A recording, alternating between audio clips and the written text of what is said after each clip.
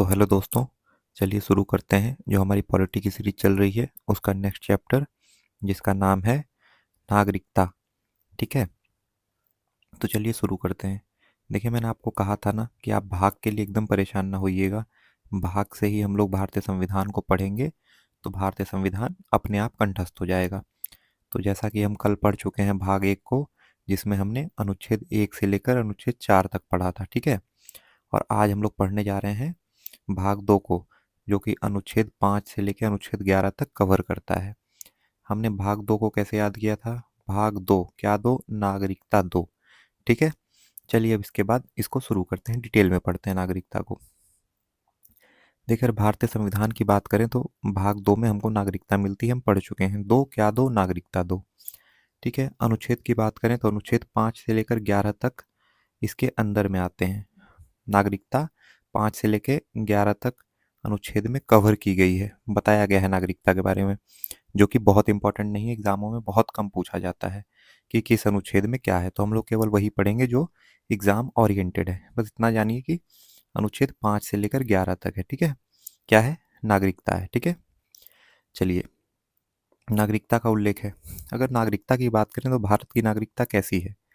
भारत की नागरिकता ब्रिटेन की तरह एकल नागरिकता है। एकल नागरिकता का क्या अर्थ है? भारत का जो नागरिक होगा वो केवल भारत का नागरिक होगा। ठीक है, उसकी सिटीजनशिप क्या होगी? इंडियन होगी। ठीक है, क्या होगी? इंडियन होगी। ठीक है, ऐसा नहीं अगर कोई उत्तर प्रदेश का रहने वाला है तो उसकी एक इंडियन नागरिकता हो और एक उत्तर प्रदेश की अलग नागरिकता हो, ऐसा नहीं होगा। ठीक है, तो ये हमने कहाँ से ली है? एकल नागरिकता ब्रिटेन से ली है। पता ही हमको भारत की नागरिकता कैसी है? एकल नागरिकता है। इसके विपरीत अगर हम अमेरिका की बात करें, ठीक है, तो अमेरिका में दोहरी नागरिकता होती है। दोहरी नागरिकता का क्या अर्थ है? अमेरिका में टोटल 50 स्टेट्स हैं। ठीक है, अमेरिका में टोटल 50 स्टेट्स हैं। 50 स्टेट्स में बटा हुआ है अमेरिका, तो अमेरिका का जो भी नागरिक होगा वो एक यूएसए का सिटीजन तो होगा ही। इसके अलावा जो वहाँ पर बहुत सारे छोटे छोटे राज्य हैं वो उनका निवासी भी होगा। फॉर एग्जाम्पल, अगर हम यूएसए के एक राज्य अलास्का को लें, जो कि उसने रसिया से खरीदा है, तो कोई व्यक्ति यूएसए का भी नागरिक होगा और अलास्का का भी नागरिक होगा, यानी कि उसके पास दोहरी नागरिकता होगी, दो जगह की नागरिकता होगी। लेकिन भारत में ऐसा नहीं है। यहाँ पर राज्य की कोई नागरिकता नहीं होती है। ठीक है, यहाँ पर केवल देश की नागरिकता होती है। और वो क्या है हमारी नागरिकता? कि हम भारतीय हैं, इंडियन हैं। ठीक है, चलिए आगे बढ़ते हैं। अगर हम लोग अनुच्छेद की बात करें तो सबसे जरूरी अनुच्छेद अनुच्छेद 11 है। क्यों 11 अनुच्छेद जरूरी है?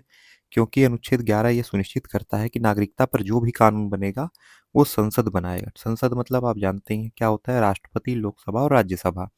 राष्ट्रपति, लोकसभा और राज्यसभा मिलकर संसद पर कानून बनाएंगे और वही कानून पूरे देश में लागू होगा। किसके लिए? नागरिकता के लिए।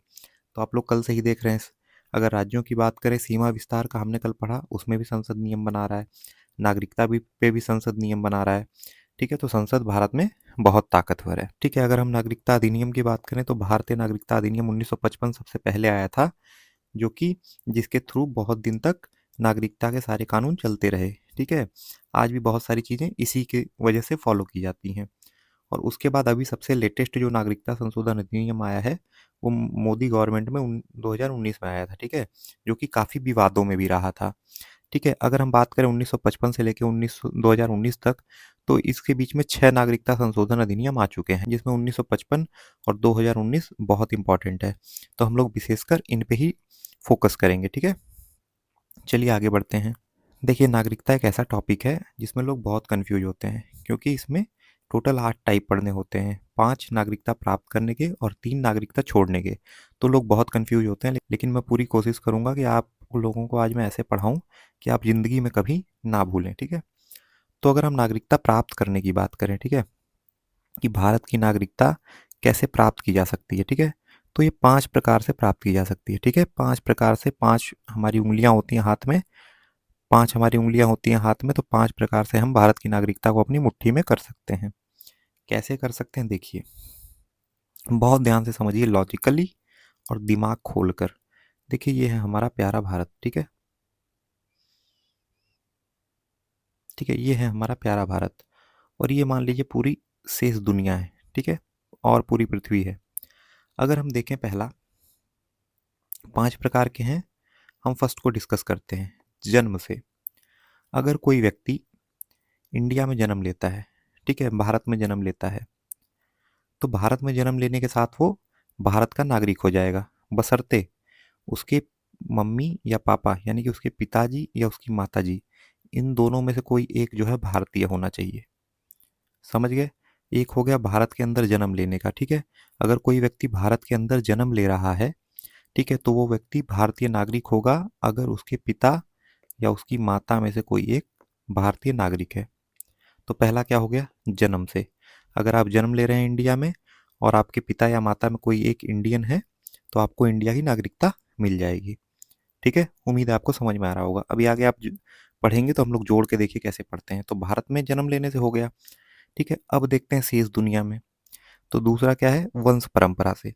अगर मान लीजिए आप दुनिया में कहीं किसी और हिस्से में जन्म लेते हैं, ठीक है, दुनिया के किसी और हिस्से में जन्म लेते हैं, तो क्या आपको भारत की नागरिकता मिलेगी? हाँ, मिलेगी। अगर आपके पिताजी या आपकी माताजी में से कोई एक व्यक्ति भारत का नागरिक है, ठीक है, आपके पिताजी या आपकी माताजी में से कोई एक व्यक्ति भारत का नागरिक है। तो जन्म से कैसे मिली? भारत में आपने जन्म ले लिया, आपके पिताजी या माताजी में से कोई एक व्यक्ति भारत का नागरिक है, आपको भारत की नागरिकता मिल गई। वंश परंपरा से कैसे मिली? आपने जन्म तो लिया कहीं और, मान लीजिए सपोज करिए अमेरिका में जन्म लिया या कनाडा में जन्म लिया, ठीक है, लेकिन आपके पिताजी या माताजी में से कोई एक व्यक्ति भारत का नागरिक था, इसलिए आपको नागरिकता मिल गई। तो ये आपको कैसे मिली? ये जन्म के आधार पर नहीं मिली, क्योंकि जन्म तो आपका किसी और देश में हुआ है। ये आपको मिली वंश परंपरा के आधार पर। आपको इस आधार पर मिली क्योंकि आपके पिताजी या माताजी में से कोई एक व्यक्ति भारत के नागरिक थे। तो कैसे मिलेगी? एक जन्म के आधार पर, भारत में जन्म होने से। और कैसे मिलेगी? वंश परंपरा के आधार पर, ठीक है। बाहर भी जन्म हो रहा है तो कोई बात नहीं है, लेकिन मम्मी या पापा में से कोई एक व्यक्ति भारत का नागरिक है। तो जन्म से हो गया, वंश परंपरा से हो गया, ठीक है। उसके बाद देखिए, अब देखिए ये तो पैदा होने से हो गया। अगर भौतिक रूप में हमको इस तरह से नागरिकता प्रदान करनी हो या लेनी हो तो हम क्या करेंगे? इसके दो तरीके हैं। एक है देसीकरण, यानी कि अगर मान लीजिए भारत है और कोई अच्छा व्यक्ति है उसको भारत की नागरिकता देना चाहे, ठीक है, कि इसको भारत की नागरिकता दे देते हैं, ये व्यक्ति बहुत काम का रहेगा भारत के लिए। मान लीजिए इस समय एलॉन मस्क हैं, ठीक है। एलॉन मस्क जो हैं वो दुनिया के सबसे अमीर आदमी है इस समय। स्पेस एक्स कंपनी है उनकी, ठीक है, ट्विटर को खरीद लिया उन्होंने। तो भारत अगर चाहे कि एलॉन मस्क को भारत की नागरिकता दे दी जाए, ठीक है, तो वो कैसे देंगे? तो वो देसीकरण से देंगे। तो क्यों ऐसा पॉसिबल हो सके, बड़े बड़े लोगों को भारत का नागरिक बनाया जा सके, ठीक है, महान लोगों को, एल्बर्ट आइंस्टाइन को, या और ऐसे लोग हो, तो मान लीजिए एल्बर्ट आइंस्टाइन अभी जिंदा नहीं है, मैं एग्जांपल दे रहा हूँ, कि बड़े वैज्ञानिकों को या बड़े पूंजीपतियों को भारत का नागरिक बनाना हो, तो उसके लिए क्या किया जा सकता है? तो उसके लिए प्रावधान किया गया देसीकरण का। इसमें क्या होता है? अगर कोई व्यक्ति 10 साल तक भारत में निवास करता है, कितने साल? 10 साल तक भारत में निवास करता है, तो उसको भारत सरकार देसीकरण के तहत भारत का नागरिक बना सकती है, ठीक है। समझ में आ गया आपको क्यों देसीकरण हो रहा है? एक तो जन्म लेने से हो गया, एक क्या हो गया? माता पिता के वंशीकरण से हो गया, ठीक है। और उसके बाद क्या हुआ? देसीकरण। अगर भारत सरकार किसी महान व्यक्ति को देना चाहे देश की नागरिकता तो कैसे देगी? तो देसीकरण ला दिया गया। उसमें क्या होगा? 10 साल निवास करना पड़ेगा। उसके बाद क्या है? पंजीकरण। अगर कोई व्यक्ति, ये तो जन्म से हो गया, वंश वृद्धि से हो गया, ठीक है, भारत सरकार किसी को देना चाहे तो हो गया। लेकिन अगर कोई व्यक्ति भारत सरकार से लेना चाहे, कोई अमेरिका का व्यक्ति है या कहीं और किसी देश का व्यक्ति है, वो भारत की नागरिकता अगर लेना चाहे तो क्या प्रावधान है? उसके लिए पंजीकरण का प्रावधान किया गया है। अगर कोई व्यक्ति 7 साल तक भारत में रहे, ठीक है, और पिछले 6 महीने से लगातार रह रहा हो, तो भारत सरकार को एक फॉर्म भर के पंजीकरण के तहत अपनी नागरिकता की मांग कर सकता है कि मुझे भारत का नागरिक बना दिया जाए, ठीक है। तो कैसे कैसे हो गया? जन्म से हो गया, जन्म ले लिया तो उससे हो गया, या माँ बाप आपके इंडियन है तो वंश वृद्धि से हो गया, ठीक है। ये याद करने का तरीका बता रहा हूँ आपको। फिर ये तो जन्म से हो गया, वंश वृद्धि से हो गया। फिर क्या? अगर भारत देना चाहे तो देसीकरण कर दे, अगर कोई व्यक्ति लेना चाहे तो पंजीकरण कर दे, ठीक है। उसके अलावा क्या है? इतना उम्मीद है आपको समझ में आ गया होगा। उसके बाद क्या है? भूमि अर्जित करके, ठीक है, अर्जित भूमि के समामेलन से। ये क्या है?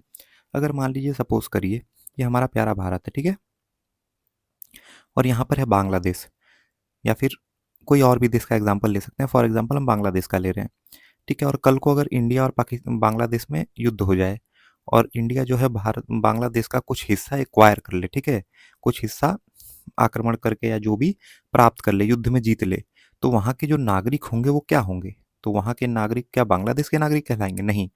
तो जो हिस्सा बांग्लादेश का भारत एक्वायर कर लेगा, उस हिस्से में जितने भी लोग रह रहे होंगे, उनको अपने आप स्वतः ही भारत की नागरिकता मिल जाएगी, ठीक है। उसमें कोई जन्म या वंश या देशीकरण या पंजीकरण, ये चारों प्रावधान नहीं लगेंगे, चारों प्रावधान नहीं लगेंगे, ठीक है। वो लोग अपने आप ही इंडिया के नागरिक बन जाएंगे स्वतः ही, समझ रहे हैं? तो ये 5 तरीके हैं: जन्म से, वंश वृद्धि से, देश के द्वारा देने वाली देशीकरण नागरिकता, और खुद लेने वाली फॉर्म भर के पंजीकरण नागरिकता, ठीक है। उसके अलावा कौन सा है? कोई जमीन हमने कब्जा कर ली तो उस उन वहाँ के लोगों को दी जाने वाली नागरिकता। उम्मीद है आपको ये कॉन्सेप्ट अच्छे से समझ में आ गया होगा। लोग इसमें कंफ्यूज रहते हैं, लेकिन ये ऐसे पढ़ना है, ठीक है। अगर आपको वीडियो अच्छा लगे तो प्लीज़ नीचे कमेंट कर दीजिएगा। आप कमेंट करते हैं तो बहुत अच्छा लगता है मुझे, ठीक है। और अगली वीडियो जब भी मैं बनाऊंगा कल या परसों, तो मैं आप लोगों को मतलब पीडीएफ के बारे में पक्का जानकारी दे दूंगा। आपकी पीडीएफ की व्यवस्था कर दी गई है, ठीक है। तो वीडियो अगर आपको अच्छा लग रहा हो तो नीचे कमेंट कर दीजिएगा। अब देखिए एक चीज़, बहुत इंपॉर्टेंट चीज़ देखते हैं, आपको मज़ा आएगा पढ़ के। देखिए, और हाँ, आप लोग ना 9 बजे एकदम तैयार रहा करिए। सुबह 9 बजे आप लोग एग्ज़ाम वाला पे एकदम बैठे रहा करिए कि कोई ना कोई वीडियो ज़रूर आएगा, क्योंकि मैं अपनी वीडियो 9 बजे अपलोड करता हूँ, ठीक है, सुबह 9 बजे। तो आप लोग तैयार रहा करिए, ठीक है। देखिए, एक बहुत इंपॉर्टेंट चीज़ देखते हैं, देखिए नोट। देखिए, अगर नागरिकता की बात करें, अब क्वेश्चन आता है क्या, जैसे विदेशों में होता है कि वहाँ के व्यक्ति से शादी कर ली तो वहाँ की नागरिकता मिल जाती है, तो क्या भारत में भी ऐसा पॉसिबल है? तो नहीं, भारत में ऐसा पॉसिबल नहीं। कैसे? देखिए, मैं अभी आपको एग्जांपल देता हूँ। नागरिकता, केवल विवाह करने से ना तो नागरिकता प्राप्त की जा सकती है और ना ही नागरिकता समाप्त होती है। जैसे मैं आपको 2 एग्जांपल देता हूँ। केवल विवाह करके ना तो नागरिकता प्राप्त होती है। देखिए, आपको पता होगा कैटरीना कैफ जो हैं, कैटरीना कैफ, इनकी शादी हो गई है विक्की कौशल से, ठीक है। विक्की कौशल से इनकी शादी हो गई है। लेकिन क्या इनकी विक्की कौशल से शादी होने की वजह से कैटरीना कैफ को भारत की नागरिकता मिल जाएगी? नहीं मिलेगी। कैटरीना कैफ कहाँ की रहने वाली हैं? हांगकांग की रहने वाली हैं, ठीक है। इनकी विक्की कौशल से शादी होने की वजह से इनको नागरिकता नहीं मिलेगी। इनको अगर नागरिकता चाहिए तो विक्की कौशल से शादी करने के अलावा इनको 7 साल वाला पंजीकरण वाला ये वाला काम करना पड़ेगा कि 7 साल हम रह लिए हैं भारत में और हमारा अब फॉर्म भर के हमको नागरिकता चाहिए। अच्छा, एक चीज़ और, आप यहाँ पर सोच रहे होंगे कि भारत सरकार जिसको नागरिकता दे रही है वो तो 10 साल में दे रही है, और भारत सरकार से जो नागरिकता ले रहा है वो 7 साल में ले रहा है। ऐसा क्यों? देखिए, जो भारत से नागरिकता मांग रहा है उसको तो भारत की नागरिकता की ज़रूरत है कि हमको दे दीजिए, हमको ज़रूरत है, हम आपके देश में रहना चाहते हैं, काम करना चाहते हैं, प्लीज़ हमको पंजीकरण का फॉर्म भर रहे हैं, हम हमको नागरिकता दे दीजिए। तो उसको जल्दीबाजी है, तो उसको 7 साल में दे दिया, ठीक है। बाकी जो जिस व्यक्ति को भारत नागरिकता दे रहा है उस व्यक्ति को तो कोई ज़रूरत नहीं है। जैसे फॉर एग्जांपल इलॉन मस्क, ये तो वैसे ही अमीर आदमी है, किसी देश में रह लें, अच्छे से रह लें, कोई दिक्कत नहीं है। तो इनको कोई जल्दीबाजी तो है नहीं, तो इसलिए ऐसे केस में 10 साल का प्रावधान है, ठीक है। ये मैं आपको समझाने के लिए बता रहा हूँ, आपको कभी नहीं भूलेगा। अगर देश नागरिकता देगा तो कोई जल्दीबाजी नहीं है, आराम से 10 साल। और अगर कोई नागरिकता मांगेगा तो वो रिक्वेस्ट करेगा, प्लीज़ जल्दी दे दीजिए, जल्दी दे दीजिए, तो 7 साल। यही 7 साल वाला जो नियम है वो विवाह पर लगता है। तो कैटरीना कैफ क्या करेंगी? 7 साल वाला फॉर्म भरेंगी विक्की कौशल से शादी करने के अलावा। ये तो हो गया कि विवाह करके आप नागरिकता नहीं प्राप्त कर सकते हैं। अब एक एग्जाम्पल देते हैं कि आप विवाह करके हमारी नागरिकता खत्म हो जाएगी अगर हमने किसी और देश के व्यक्ति से विवाह कर लिया तो। एग्जाम्पल लेते हैं हम सानिया मिर्जा का, ठीक है। सानिया मिर्जा का, इन्होंने पाकिस्तान के क्रिकेटर से शादी की है, ठीक है। शोएब मलिक, ठीक है, शोएब मलिक से इन्होंने शादी की है, पाकिस्तान से क्रिकेटर से, ठीक है। तो क्या सानिया मिर्जा की नागरिकता भारत की खत्म हो गई? नहीं, सानिया मिर्जा आज भी इंडियन है और इंडिया के लिए शादी के बाद भी ये जो है टेनिस में बहुत सारे मेडल लाती रही हैं, खेलती रही हैं भारत के तरफ से, भारत की नागरिकता के साथ। तो ये बात आपको, मुझे लगता है, उम्मीद है समझ में आ गया होगा मेरे इन प्यारे प्यारे एग्जाम्पल से, कि कोई शादी विवाह करके ना तो भारत की नागरिकता प्राप्त कर सकता है, ना ही भारत की नागरिकता उसकी खत्म होगी, ना ही समाप्त होगी। तो उम्मीद है आपको वीडियो अच्छा लग रहा होगा। अच्छा लग रहा है तो नीचे कमेंट कर दीजिएगा। आपके कमेंट मुझे बहुत अच्छे लगते हैं, मैं पढ़ता हूँ, अप्रिशिएट होता हूँ, मेरी पूरी टीम अप्रिशिएट होती है और बहुत अच्छा कंटेंट बनाती है, ठीक है। चलिए आगे बढ़ते हैं। देखिए, अब भारतीय नागरिकता को समाप्त करने का हम लोग देखते हैं कि भारतीय नागरिकता हमने प्राप्त तो पढ़ लिया, 5 तरीके से प्राप्त हो रही है। अब देखते हैं कि भारतीय नागरिकता खत्म कैसे होगी, समाप्त कैसे होगी, इसका अंत कैसे होगा। तो वो होगा 3 तरीके से। थ्री, यानी कि आपको फ्री कर देंगे, जाओ अब दूसरे देश जाओ, हमारे देश के निवासी नहीं रहे आप, ठीक है। तो भारतीय नागरिकता का अंत कैसे होगा? 3 तरीके से होगा, फ्री तरीके से। कौन कौन से तरीके हैं देख लीजिए। एक तो नागरिकता खुद त्याग देने पर, मान लीजिए कोई व्यक्ति अमेरिकन सिटीजन बन गया, ठीक है, तो वहाँ रहने लग गया, वहाँ नासा वगैरह में काम करने लग गया, वैज्ञानिक बन गया, तो वो खुद भारत की नागरिकता त्याग कर अमेरिका की नागरिकता ले ले, पहला तरीका। दूसरा, सरकार द्वारा वंचित करने या छीनने पर, अगर कोई व्यक्ति गलत काम में लिप्त पाया गया, विदेश भाग गया, ठीक है, तो उसकी नागरिकता छीनने का प्रावधान, सपोज करिए जैसे विजय माल्या विदेश भाग गए भारत के बहुत सारे गरीब व्यक्तियों का पैसा लेके, तो भारत सरकार चाहे तो उनकी नागरिकता छीन सकती है। तो कोई अगर व्यक्ति किसी गलत काम में, आतंकवाद में या किसी चीज़ में लिप्त पाया गया, तो भारत सरकार उनकी नागरिकता को छीन सकती है, उनको नागरिकता से वंचित कर सकती है। नॉर्मल केसेस में क्या होता है, अगर किसी ने कोई गलत काम ना किया हो, ठीक है, और ऐसे वो लगातार भारत के बाहर 7 वर्ष रहे, 7 वर्ष लगातार किसी देश में रहे, ठीक है, ये पूछा हुआ क्वेश्चन है, तो उसकी नागरिकता को भारत सरकार खत्म कर सकती है। जरूरी नहीं है 7 साल बाद खत्म ही हो जाए, लेकिन अगर कोई व्यक्ति 7 साल लगातार भारत देश के बाहर रहे और 7 साल में एक भी बार अगर भारत ना आए, तो भारत सरकार उसकी नागरिकता को खत्म कर सकती है, ठीक है। चलिए फिर देखते हैं, किसी अन्य देश की नागरिकता ग्रहण करने पर, मैंने बताया ना, कोई व्यक्ति अगर अमेरिका की नागरिकता ग्रहण कर लेगा, तो स्वतः ही उसकी भारत की नागरिकता खत्म हो जाएगी, क्योंकि भारत की नागरिकता क्या कहती है कि हम एकल नागरिकता हैं, केवल एक नागरिकता रहेगी आपके पास, ठीक है। तो जैसे ही आपने अमेरिका की नागरिकता ली, भारत की नागरिकता खत्म। तो या तो खुद त्याग दीजिए, या भारत सरकार छीन ले, या आपने किसी और देश की नागरिकता ली तो तुरंत आपकी नागरिकता खत्म हो जाएगी। क्यों? क्योंकि भारत की नागरिकता एकल नागरिकता है, आप केवल एक जगह के ही नागरिक रह सकते हैं, ठीक है। उम्मीद है आपको ये अच्छे से समझ में आ गया होगा। 5 प्रकार से प्राप्त करेंगे, 5 उंगलियां होती हैं, 5 प्रकार से भारत की नागरिकता को मुट्ठी में कर लेंगे, और 3 प्रकार से फ्री हो जाएंगे भारत की नागरिकता से, ठीक है। चलिए आगे बढ़ते हैं। देखिए, एक बहुत ही इंपॉर्टेंट नागरिकता संशोधन अधिनियम आया था, जो कि 2019 में आया था, और ये माननीय प्रधानमंत्री नरेंद्र मोदी जी द्वारा लाया गया था, ठीक है। तो ये बहुत इंपॉर्टेंट है, हाल फिलहाल चर्चा में था, तो ये अक्सर अब एग्जाम में पूछा जाएगा, और कुछ एग्जामों में पूछा भी गया है। देखिए, इसमें क्या विशेष प्रावधान है उसको हम लोग देख लेते हैं। इसमें विशेष प्रावधान ये है, आप थोड़ा सा देखिएगा।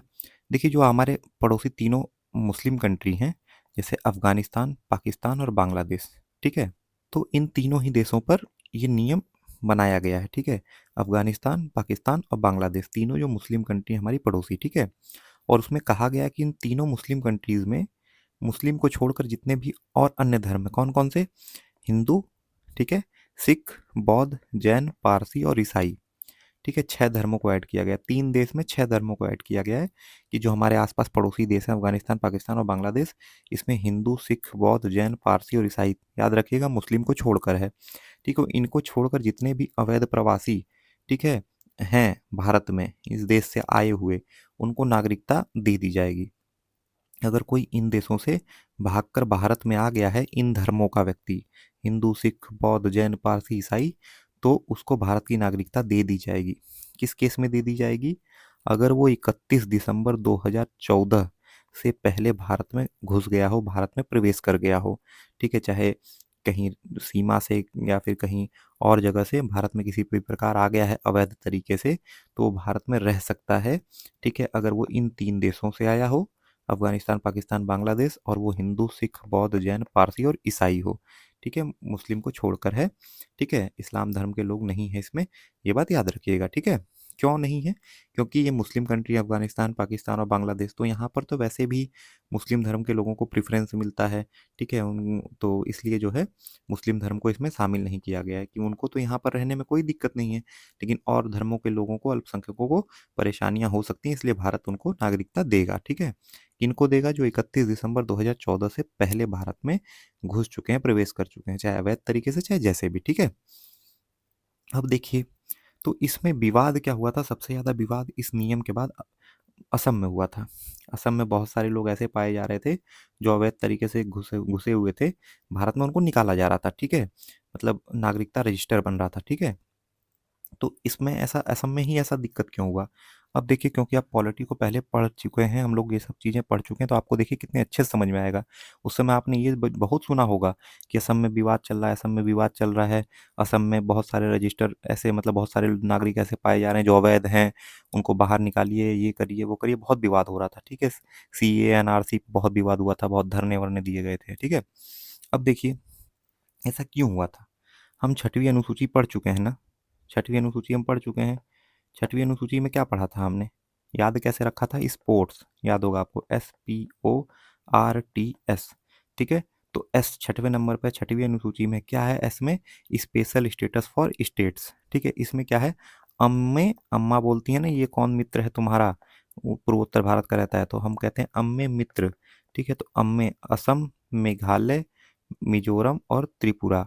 ठीक है, अब में मेरा मित्र है असम, मेघालय, मिजोरम और त्रिपुरा। इन 4 स्टेट्स में क्या है? यहाँ के जो आदिवासी क्षेत्र हैं उनके प्रशासन को एक तरह से संरक्षित किया गया है। तो यही इसमें 4 जो स्टेट्स हैं, तो इस नियम में ये कहा गया नागरिकता संशोधन अधिनियम 2019 में कि असम, मेघालय, मिजोरम और त्रिपुरा, इन चारों स्टेट्स में ये नियम लागू नहीं होगा। अगर इन चारों स्टेट्स में कोई इन धर्म का व्यक्ति हिंदू, सिख, बौद्ध, जैन, पारसी, ईसाई इसके अलावा पाया गया तो उनको मतलब नहीं माना जाएगा। ठीक है, उन पे ये नियम, उनके उस क्षेत्र में ये नियम नहीं लागू होगा। तो इस वजह से क्या हुआ? बहुत सारी परेशानियां आई, बहुत सारे विवाद इसमें हुए। ठीक है, तो आपको बस इतना याद रखना है कि इन जगहों पर, छठवीं अनुसूची के अनुसार इन 4 जगहों पर ये नियम नहीं लागू हुआ। ठीक है, तो इस प्रकार हमारा थ्योरी पोर्शन कंप्लीट होता है और उम्मीद है आपको वीडियो बहुत अच्छा लगा होगा। अगर अच्छा लगा है तो नीचे ज़रूर कमेंट कर दीजिएगा। ठीक है, अच्छे अच्छे आपके कमेंट मुझे बहुत अच्छे लगते हैं। तो आज का टॉपिक छोटा था लेकिन बहुत इंपॉर्टेंट था, तो हम लोग धीरे धीरे आगे बढ़ रहे हैं पॉलिटी में। कल हमने भाग 1 पढ़ा, आज हमने भाग 2 पढ़ा। ठीक है, अब जो अगला वीडियो आएगा भाग 3 पे आएगा। ठीक है, बहुत इंपॉर्टेंट है, आगे के जितने भी भाग हैं तो उनको हम लोग धीरे धीरे पढ़ लेंगे। नागरिकता से काफ़ी क्वेश्चन बनते हैं, जो इंपॉर्टेंट इंपॉर्टेंट क्वेश्चन है वो मैं आज ऐड कर देता हूँ। ठीक है, तो चलिए अब हम लोग क्वेश्चन आंसर सॉल्व करेंगे। आप लोग क्वेश्चन आंसर जरूर सॉल्व किया करिए, इससे आपका क्या होगा? आत्मविश्वास बढ़ेगा। ठीक है, और वीडियो अच्छा लगा है तो नीचे कमेंट कर दीजिएगा और लाइक और शेयर कर दीजिएगा। चलिए क्वेश्चन सॉल्व करते हैं। देखिए, तो पहला क्वेश्चन देखते हैं। भारत के संविधान के किस भाग में हम नागरिकता के संबंध में प्रावधान पाते हैं? नागरिकता 2, नागरिकता 2, तो भाग 2 में हो गया। ठीक है, नागरिकता के संबंध में संविधान में किस भाग में प्रावधान है? नागरिकता 2, तो भाग 2 हो गया। भारतीय संविधान के कौन से अनुच्छेद नागरिकता से संबंधित है? तो मैंने बताया 1 से 4 तक क्या है? भाग 1 में संघ और राज्य क्षेत्र, और भाग 2 में क्या है? 5 से लेकर 11 तक है। ठीक है, तो 5 से लेकर 11 तक हो गया। ठीक है, चलिए आगे बढ़ते हैं। नागरिकता संशोधन अधिनियम जो है, कानून कब पारित हुआ? कौन सा? ये 2019 वाला। मैंने कहा ना बात काफ़ी इंपॉर्टेंट है। तो 18 तो ये तो गलत हो गया, 20 ये भी गलत हो गया, 19 या 19 इसमें कोई आंसर होगा। तो अभी के लिए तो आप लोग याद रख लीजिए 11 दिसंबर 2019 इसका आंसर है। ठीक है, लेकिन अब एग्जाम में क्या पूछा जाएगा? मान लीजिए सपोज करिए यहाँ 2021 कर देता। ठीक है, और अब पूछता कौन सा आंसर होगा? 18, 19, 21 या 20? तो 19 आंसर हो जाता। तो आप लोग बस इतना याद रखिए कि 2019 में ये हुआ है। ठीक है, ये उस समय क्योंकि हाल फिलहाल का मुद्दा था तो इसलिए करंट अफेयर की तरह पूछा गया होगा। ठीक है, आगे रहिए सन के तौर पर पूछा जाएगा, तो 2019 आप याद रखिएगा। ठीक है, चलिए आगे बढ़ते हैं। भारतीय संविधान निम्नलिखित में से कौन सी नागरिकता प्रदान करता है? भारतीय संविधान दोहरी नागरिकता नहीं, एकल नागरिकता हाँ। भारतीय संविधान एकल नागरिकता प्रदान करता है, केवल आप इंडियन नागरिक रहेंगे, ना कि किसी स्टेट्स के नागरिक। भारत में नागरिकता की निम्नलिखित विशेषताओं में से कौन सी सही है? राज्य तथा राष्ट्र की दोहरी नागरिकता एकदम गलत। राज्य की एकल नागरिकता एकदम गलत। राज्य एकल नागरिकता दे ही नहीं सकता है, राज्य कोई नागरिकता नहीं दे सकता भारत में। संपूर्ण भारत की एकल नागरिकता एकदम सही। पूरे भारत में केवल एक नागरिकता चलती है, कौन सी? Indian, I am Indian. ठीक है, मैं भारतीय हूँ, ये भी गलत है। चलिए देखिए, भारतीय नागरिकता नहीं प्राप्त की जा सकती है। कितने प्रकार से प्राप्त की जा सकती है? 5 प्रकार से। हम लोगों ने पढ़ा कैसे? जन्म हो जाए तब, वंशानुगत, ठीक है, वंश वृद्धि से, ठीक है, कैसे भारत दे दे देसीकरण से, कैसे हम खुद मांग लें, कैसे पंजीकरण से, और कैसे कहीं की ज़मीन हम एक्वायर कर लें, प्राप्त कर लें, भूमि अधिग्रहण टाइप कर लें। ठीक है, 5 प्रकार हो गए। अब देखते हैं जन्म द्वारा। हाँ, जन्म द्वारा किया जा सकता है। देसीकरण यानी भारत दे दे, हाँ कर सकते हैं। किसी भूभाग को सम्मिलित कर लिया जाए किसी देश के, हाँ सही है। भारतीय बैंक में धन जमा करके, नहीं, धन जमा करके थोड़ी होगा, तो ये गलत हो जाएगा। चलिए आगे बढ़ते हैं। भारत का एक नागरिक अपनी नागरिकता खो देगा, कैसे खोएगा? 3 प्रकार से खोएगा। या तो खुद त्याग दे, ठीक है, या भारत सरकार छीन ले, या फिर किसी और देश की नागरिकता ले ले। ठीक है, तो 3 प्रकार से फ्री हो सकता है। तो भारतीय नागरिकता का परित्याग कर दे, खुद छोड़ दे, सही है। स्वेच्छा से अन्य देश की नागरिकता प्राप्त कर ले, सही है। किसी अन्य देश का निवासी बनेगा तो यहाँ अपने आप खत्म हो जाएगा, क्योंकि भारत में एकल नागरिकता है, हमारे देश के ही नागरिक रह सकते हैं। कहीं और के नागरिक बने, आपकी दोहरी नागरिकता हुई तो यहाँ की नागरिकता खत्म। किसी अन्य देश के नागरिक से विवाह करके, क्या भारत का व्यक्ति किसी अन्य देश के नागरिक से विवाह कर लेगा तो उसकी भारत की नागरिकता खत्म हो जाएगी क्या? नहीं, खत्म नहीं होगी भारत की नागरिकता, ठीक है? तो भारत की नागरिकता नहीं खोएगा। सरकार की आलोचना करके, क्या अगर कोई व्यक्ति सरकार की आलोचना करेगा तो वो भारत की नागरिकता खो देगा क्या? नहीं। आए दिन राहुल गांधी जो है नरेंद्र मोदी की या मोदी गवर्नमेंट की बुराई करते हैं, उनकी आलोचना करते हैं, तो क्या उनको भारत का नागरिक नहीं कहा जाएगा, उनकी भारत की नागरिकता छीन ली जाएगी? नहीं। तो ए और B option C correct answer. तो देख रहे हैं, अगर आपकी कॉन्सेप्ट क्लियर है तो क्वेश्चन बहुत आसानी से सॉल्व हो जाते हैं। ठीक है, पीसीएस में पूछा हुआ क्वेश्चन है, मेंस में। चलिए आगे बढ़ते हैं। किस देश में दोहरी नागरिकता का सिद्धांत है? अमेरिका में। मैंने बताया ना 50 स्टेट्स हैं, वहाँ अमेरिका की भी नागरिकता रखते हैं और उन स्टेट्स की भी नागरिकता रखते हैं। निम्न में से कौन नागरिकता के अर्जन हेतु शर्तों को नियमित या नियत करने के लिए सक्षम है? चुनाव आयोग, राष्ट्रपति, संसद व राज्य विधायिका संसद। केवल संसद के पास अधिकार है और किसी के पास अधिकार नहीं है नागरिकता संबंधित। हम लोग पढ़ चुके हैं, किसमें है? अनुच्छेद 11 में है। 5 से लेकर 11 तक में 11 वाला अनुच्छेद ही सबसे इंपॉर्टेंट है, यही हमने पढ़ाई है, ठीक है। चलिए आगे बढ़ते हैं। भारतीय नागरिकता अधिनियम 1955 के अंतर्गत पंजीकरण द्वारा भारतीय नागरिकता प्राप्त करने के लिए भारतीय मूल के व्यक्ति को भारत में कितने वर्ष बिताने होंगे? भारतीय मूल के व्यक्ति को भारत में कितने वर्ष बिताने होंगे? अगर कोई व्यक्ति कितना दिन तक भारत में रहेगा तो उसको भारत की नागरिकता दी जाएगी, ये पूछा हुआ है, ठीक है। किसके अनुसार पूछा हुआ है? 1955 के अनुसार। तो कितने दिन रहेगा? 7 साल रहेगा, ठीक है। अगर किसी को भारत सरकार खुद देगी तो कैसे देगी? 10 साल में देगी। लेकिन कोई व्यक्ति अगर प्राप्त करना चाहता है, भारतीय मूल का व्यक्ति बनना चाहता है, तो 7 साल तक लगातार भारत में बिताए, ठीक है। मतलब 7 साल लगातार, मतलब कि 7 साल भारत में बिताए और फिर पंजीकरण का फॉर्म भर के भारत की नागरिकता ले ले, ठीक है। तो 7 साल आंसर हो जाएगा, हम लोग पढ़ चुके हैं पंजीकरण में। चलिए देखते हैं। नागरिकता संशोधन अधिनियम अधिनियम 2019 का उद्देश्य क्या है? बांग्लादेश के अवैध प्रवासियों को हटाना नहीं, वास्तविक भारतीय नागरिकों की पहचान नहीं, विदेशियों द्वारा सीमा घुसपैठ की जांच करना नहीं, अफगानिस्तान, बांग्लादेश और पाकिस्तान में उत्पीड़ित अल्पसंख्यक समूहों के नागरिकता प्रदान करना। अल्पसंख्यक समूह के लोगों को नागरिकता प्रदान करना एकदम सही है, हमने पढ़ा ना। अफगानिस्तान है, बांग्लादेश और पाकिस्तान है, ठीक है। तीनों इस्लामिक कंट्री जो हमारे पड़ोसी हैं, ठीक है। तो इस प्रकार हमारा आज पूरा टॉपिक कंप्लीट हो गया है और उम्मीद है आपको, अगर ये मेरा पढ़ाया हुआ कॉन्सेप्ट अगर आपको अच्छा लग रहा हो, आपको लग रहा हो कि आपका नागरिकता का कॉन्सेप्ट भाग 2 पूरा कंप्लीट हो गया है और आपको अच्छी खासी नॉलेज हो गई है, तो आप लोग प्लीज़ नीचे कमेंट सेक्शन में कमेंट जरूर कर दीजिएगा। आपके कमेंट, आपके लाइक, आपके शेयर मुझे बहुत मोटिवेट करते हैं। मैं आप सब लोगों के कमेंट पढ़ता रहता हूँ और आपके पीडीएफ के लिए अगली वीडियो में मैं ज़रूर बता दूंगा कि आपको पीडीएफ कैसे मिलेगी। सारी व्यवस्था कर ली गई है, ठीक है। तो ठीक है, मिलते हैं नेक्स्ट वीडियो में और thank you very much for watching the video and God bless you all.